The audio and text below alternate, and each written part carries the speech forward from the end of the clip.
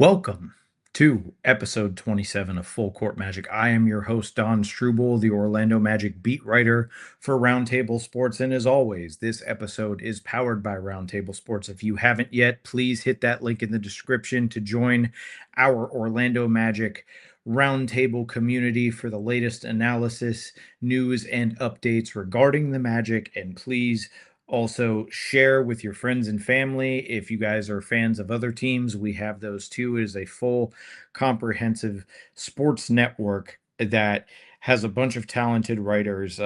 And happy to say that this website is on the come up. I've been here since the beginning when this thing launched in September, and I've had a blast covering the Magic and other teams. So thank you, as always, for your support for not only this channel, but for the Orlando Magic Roundtable if you have been a part of it for a while. All right, let's get down to it.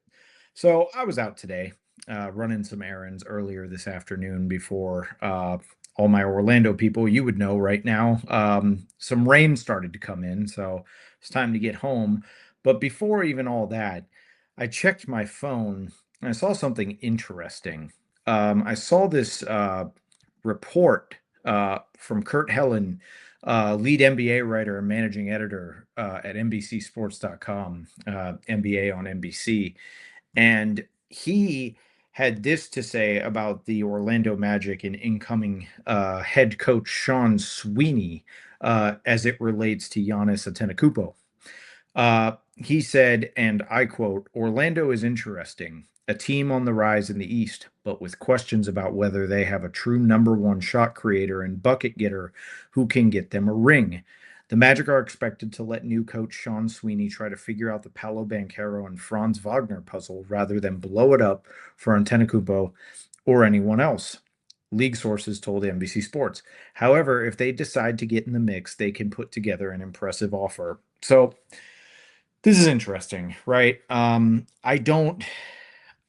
I talked last week, and if you guys tuned into the episode last week where my friend and colleague Andrew Cherico, who also contributes to this Orlando Magic Roundtable site, jumped on the pod with me and discussed how Giannis trade could materialize, if there's any merit to it.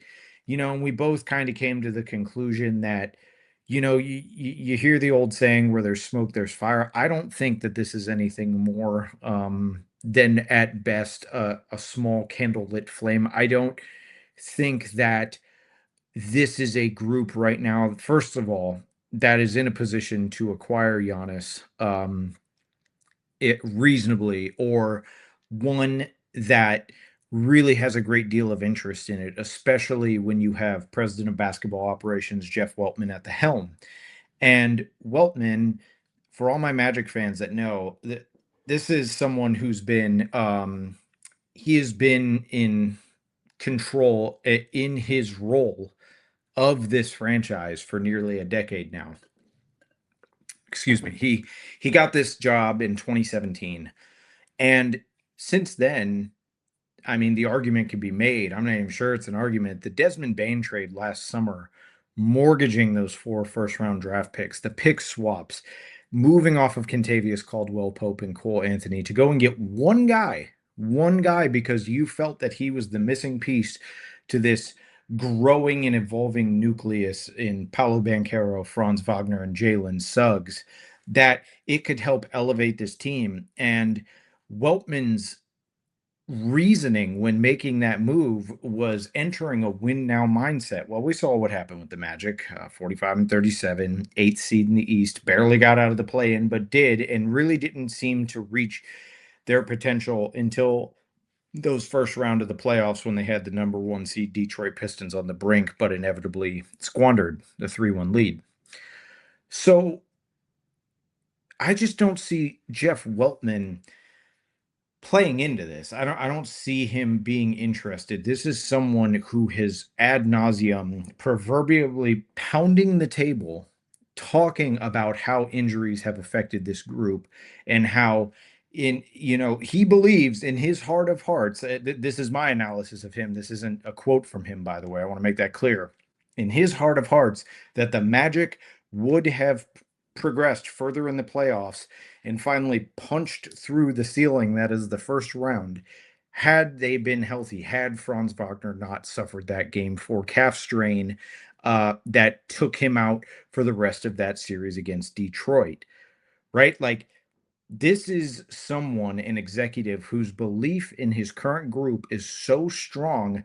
I am hard pressed to believe that any move of substantial value will get done this summer, not just because of the Magic's first apron financial constraints that are placed on them as a result of being a first apron team, but solely because of Weltman's view on the group. And so, I see this report, and I may be burying the lead here, but I see this report about letting new coach Sean Sweeney try to figure out the Paolo Banchero and Franz Wagner puzzle rather than blow it up for Anna. Like, that feels like a foregone conclusion. That feels like an obvious statement almost. And I want to make this clear, that is not an insult to Kurt Helen. He's been doing this a lot longer than me. He is very successful in his role. I'm just saying it feels like the obvious is being stated, especially with an understanding of who is running the show in Orlando from an executive standpoint. So the Giannis thing right now, it feels like it's just rumors. It's just off-season rumors. It doesn't feel like it has any substantial evidence behind it or any real traction. And here's the thing, right?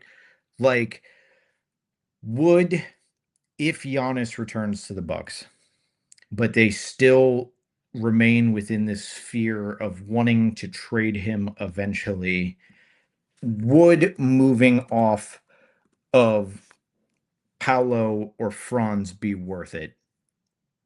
No, I don't think so, because here's the thing. We understand Giannis's accolades. We understand that he is a two-time MVP. He is an NBA champion. All of, easily first ballot Hall of Famer. Maybe will go down as one of the best forwards to ever play this game when it's all said and done. This dude is the real deal and has been for years. But he is an aging player, right? He's 31 years old. In December, he's going to be 32. He has had a lot of lower extremity injuries, especially to that leg, that knee. And for a player that can't shoot well, and relies so much on his size and athleticism to create his own dominance, it just doesn't feel like a very safe bet. It would feel like a desperate move. Now, the only counter that I would say where this becomes possible is what happens with Franz and Paolo next season under Sweeney. Like, now that you have this new head coach, a first-time head coach in your ranks again, leading your team, where does that reset the growth period for this group? Does that reset what you're trying to do to some extent? Does Sean Sweeney deserve an extended runway to make Paolo Banchero and Franz and the rest of this core group play together to their highest potential? Perhaps.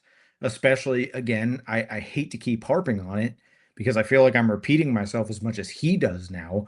But with Jeff Weltman running the show, you don't have this super progressive and aggressive executive. You have someone who is very conservative in their approach to doing business in this league. And I would argue is paralyzed, excuse me, by this notion that injuries are what has caused the Magic's downfall. This team clearly has a lot of roster holes, but to go and move off of,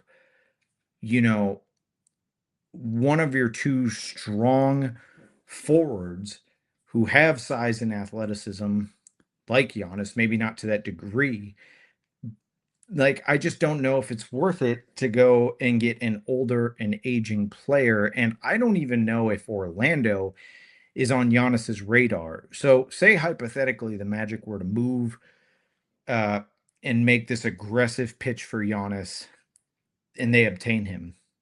You are banking on Giannis extending. You're not banking on this rental, especially if you're going to move off of Franz Wagner. Extra, especially if you would be moving off of Paolo Banchero, which again, I just think that that's lunacy. I don't think it's going to happen. I just don't. Like they have invested too much into these two guys. I mean, Franz has the highest cap hit on the team next season, and that's why the numbers work. But there's a clear belief in him, right? And he's younger. But I could see a way where maybe this gets entertained a little bit more if Sweeney doesn't have this extended runway with this group. If the 26-27 season is in any way a failure or incredibly underwhelming, then maybe do you look at something like this? But I just don't know. You would need the commitment from Giannis. And so again, it kind of feels like this foregone conclusion that he's going to try to figure out the puzzle of Banchero and Wagner. Um, but it's like he already knew that when taking this job. Like again, this just doesn't really feel like news, but I've seen conversation on social media since this report came out a few hours ago regarding what this means, and it seems like a lot of Magic fans are upset. Like they believe that it would be ridiculous to move off of Banchero or Wagner in favor of Giannis.